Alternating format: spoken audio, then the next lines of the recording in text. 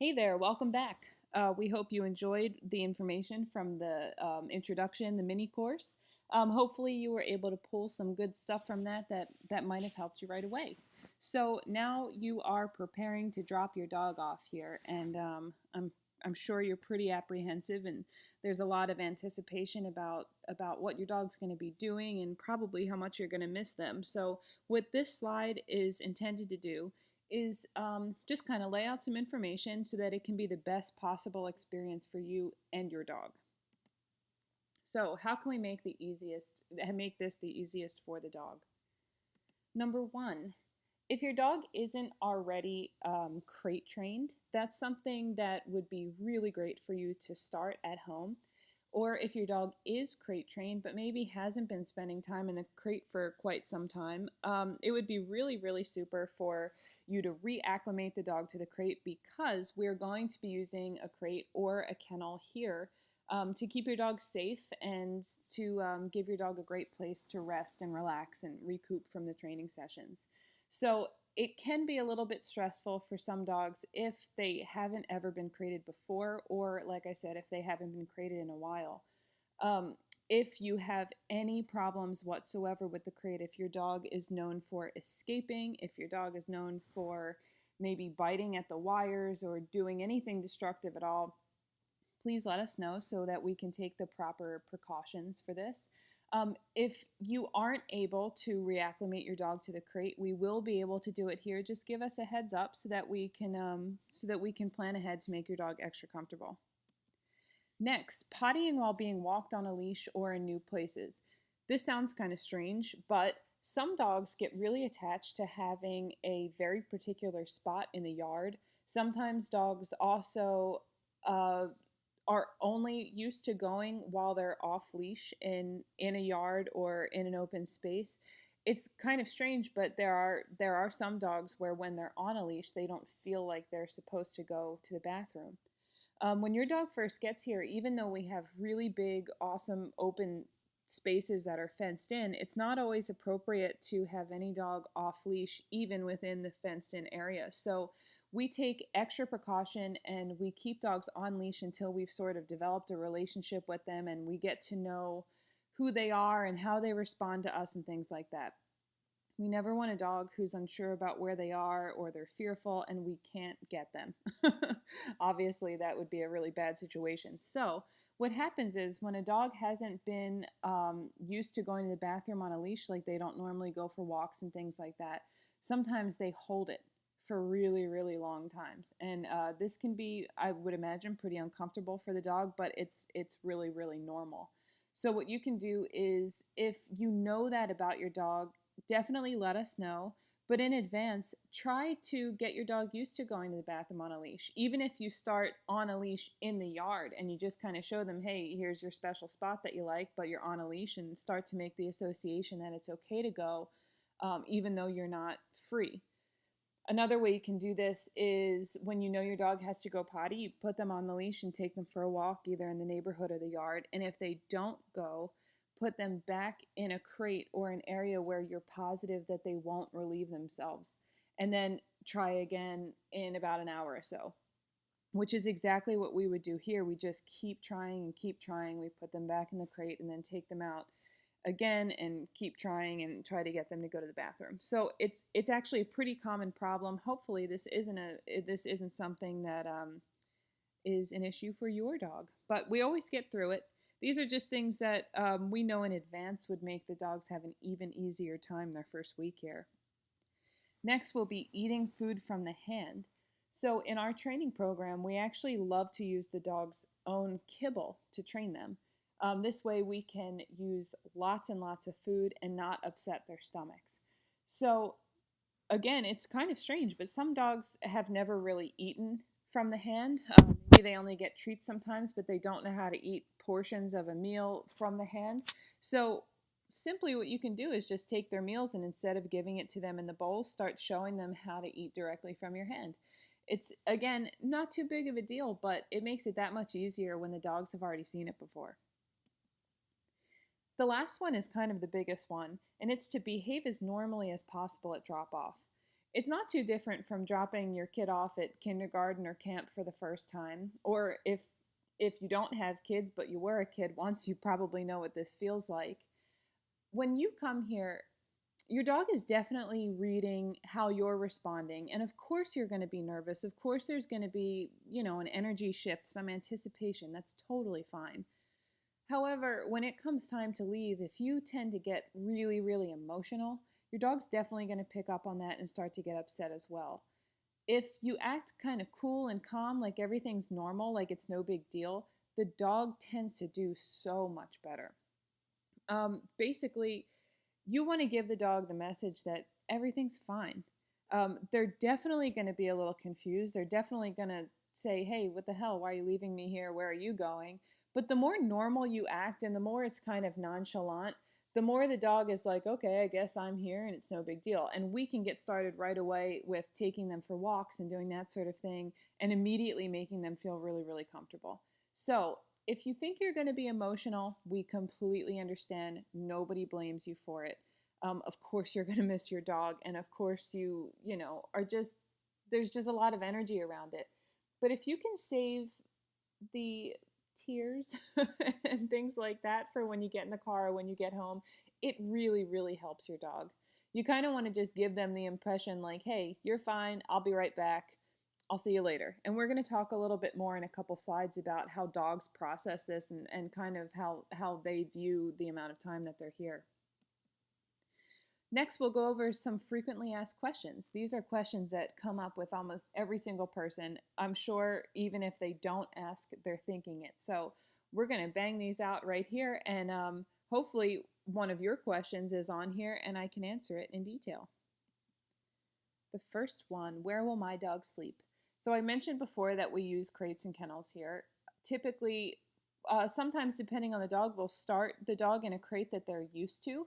And then once they get acclimated within the first few days, we move them to a larger kennel. The smallest kennel here is 4x4.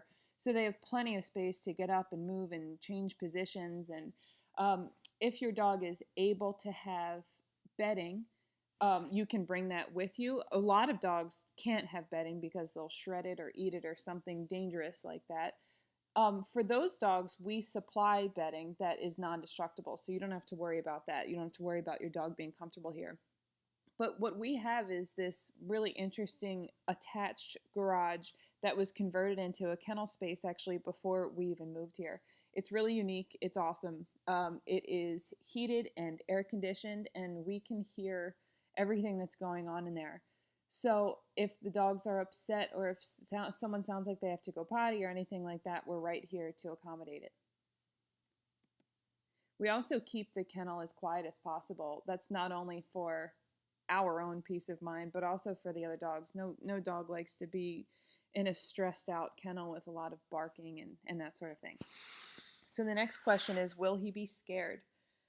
I would say that the feeling I perceive from dogs who have just gotten here is more so confusion. They're just a little bit unsure about where they are and why they're here. And like I mentioned before, we try to combat that by getting them right into a routine. We try to give them lots of walks and attention, especially the first few days that they're here, to go potty, to get to know us. And dogs really take to our environment really, really well. I think what's interesting and what I like about where the dogs stay in the kennel is that your dog gets to see me interact with other dogs. So I think that that's actually really important. The dogs get to see that when I go up to another dog's kennel, their tails are wagging, they're excited to see me, and I think they catch on pretty quickly that it's a good place and everything's going to be great for them.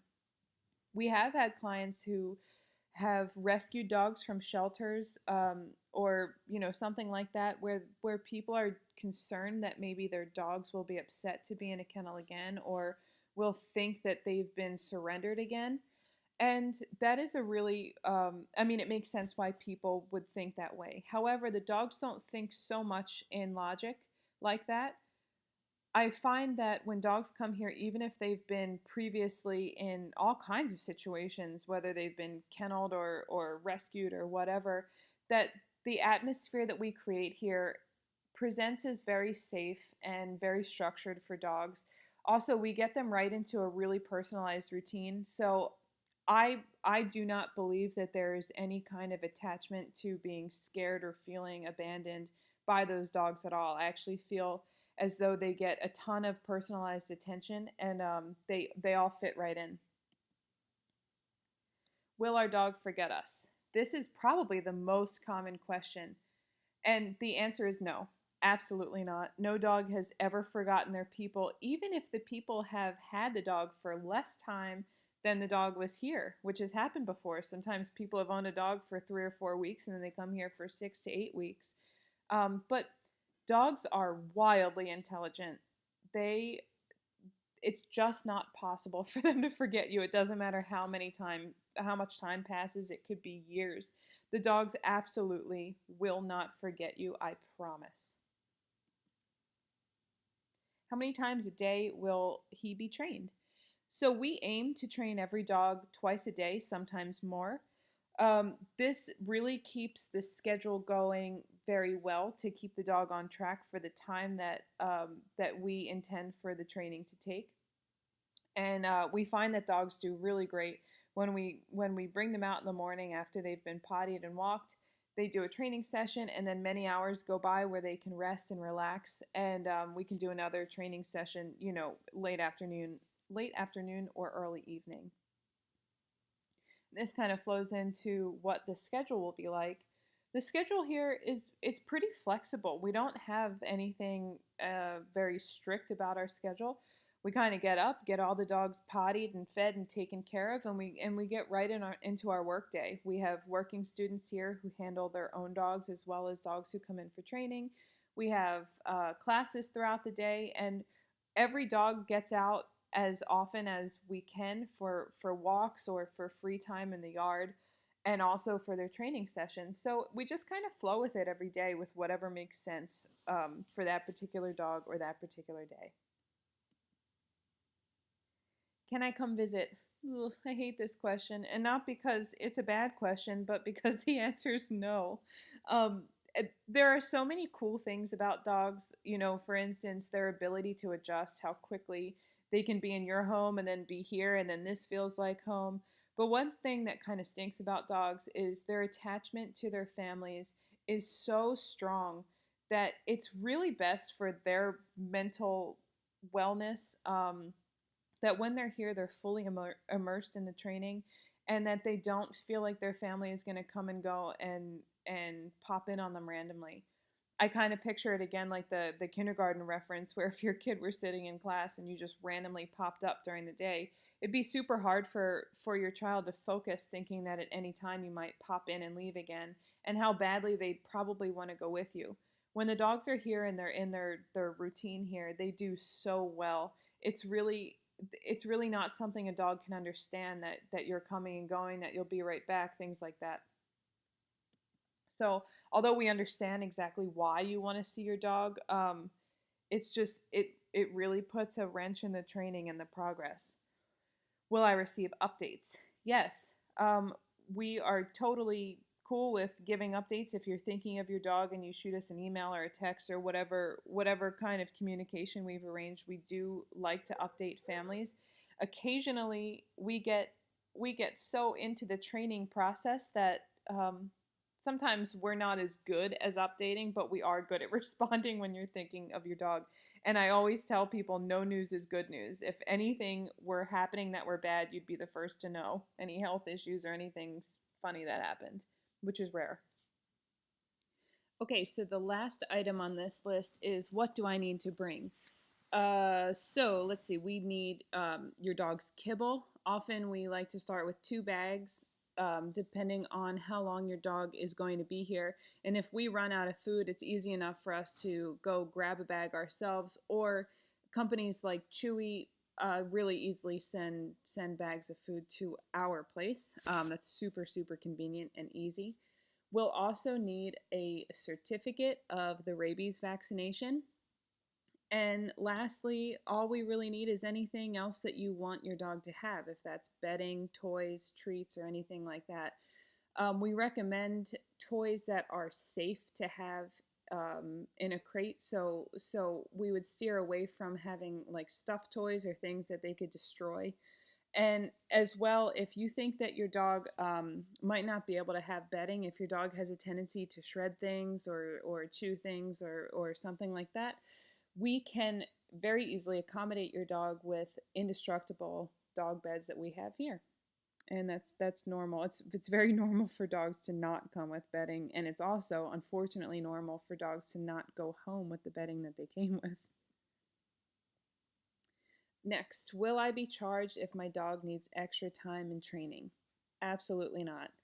The price that we give you up front is the only thing that you'll have to pay for your dog's stay here, unless we need to take your dog to the vet or buy more dog food or something like that, but you'll be well aware of what those charges would be in advance. Whenever a dog needs extra time in training, we just honor the dog. Sometimes things come up like bad weather or let's say we have some type of emergency here with our families or what have you, because we're just regular people too. If we do need to keep your dog for extra time, whether it's our fault or the dog just needed some extra attention in one area or another, we're more than happy to do it, and it's absolutely not something that you will be charged for. All right, here's little Sunny.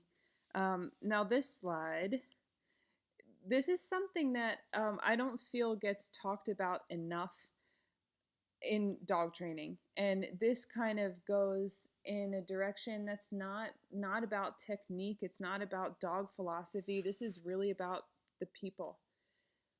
What's really important for you to do while your dog is away is to start visualize what you want your new life to be with your dog. I think a lot of times, from an energy standpoint, I can only help a dog so much if the energy that the dog is going home to hasn't changed. So what I mean by that is, if you get stuck in your dog's old story of how they were behaving and the experiences you were having, it's just like anything else. You're not going to be able to put forth the change and the forgiveness and the newness that your dog is going to have when he comes home. So what I want you to do while your dog is away is really visualize the dog that you wanted going into this situation, or maybe the dog you once had, or the dog your dog could be, something like that. Just really start to shed the old story that your dog had. If it's aggression issues, if it's really embarrassing behaviors, if your dog has caused some kind of liability or something really awful, it's just part of signing on to this program is being able to let that go, because dogs can absolutely change. And sometimes the stories that people come here with, the way that they talk about their dogs can be very negative, and I don't necessarily blame them. Sometimes the lack of understanding, or sometimes the dog has really put their family through hell. But when it's time to take the dog back and transition back into your family, your home, it's really important that you are ready to accept that your dog has changed and that you have a whole new life ahead of you of new behaviors and new possibilities that you might not have considered before. Now this is something that I mentioned a few slides back that I said I would go into a little deeper. This is such an interesting concept, and I feel like human beings don't consider it enough, but it's actually something really, really fascinating about dogs, and that's their concept of time. And what's crazy is that if you think about it, dogs don't have a concept of time. So while you're sitting at home and you're counting the days and you feel like your dog has been gone forever, they are not doing the same thing. So you can essentially come back to get your dog, and as far as your dog is concerned, you just left a couple of hours ago. So although they have this entire experience that they're here, they don't have like a calendar in their kennel where they're checking off and they can't believe how long you've left them. There's no concept of time, and that makes it really, really simple to have the dog here for extended periods of time, and it doesn't mess up anything else about their life. So keep that in mind, especially if you're feeling like your dog is feeling the length of time that he or she is here. they're really not. Their dogs are so present. They're so in the moment. That's what makes them super special, and that's what makes it so easy for them to transition to being here and then transition back to being home. It's really no big deal. It's as big of a deal as you make it. So just keep in mind that your dog is not processing it the same way that you are. And I hope that this presentation here kind of helped you put into perspective what the experience is going to be like. So, stuff that's coming up. We're going to be talking about this entire Fusion course and how to use it and what it means. And in the next slide, in the next presentation, we're going to start getting into our philosophies about training. And after that, as the weeks roll on and once your dog is here, we're going to be getting very deep into concepts and what your dog is learning here, and it's just going to be super cool. I really believe that it's going to be a way that you've never seen dog training talked about or presented to you before. And I think that you'll find that these concepts are actually really, really easy to understand, and they're going to be really easy to apply to your life once you get your dog back. So we'll just keep on going. And I want to thank you again for being open-minded and start to think about these things before you drop your dog off. Start to visualize your goals with your dog. Start to visualize your dog as a changed being, as a dog who's going to fit so much better and be so much happier in your life, and how much happier you're going to be. As well, start to let go of some of the fears of what your dog is going to be thinking and how you think your dog is going to be processing this situation, because I guarantee it's much, much different than the types of things that we attach or that we project onto the dogs as human beings. It's more common that dogs transition here extremely well than not. There are some rare cases where dogs have really, really high anxiety or are struggling with much deeper issues. And even so, those dogs come around too, and this becomes a home away from home. You'll see that when you return back, your dog will probably be very excited when they hit the end of this driveway, or when they hear our voices, or when they see us. That's really our best testimony. So that said, stay tuned for the next bit of information, and thanks again.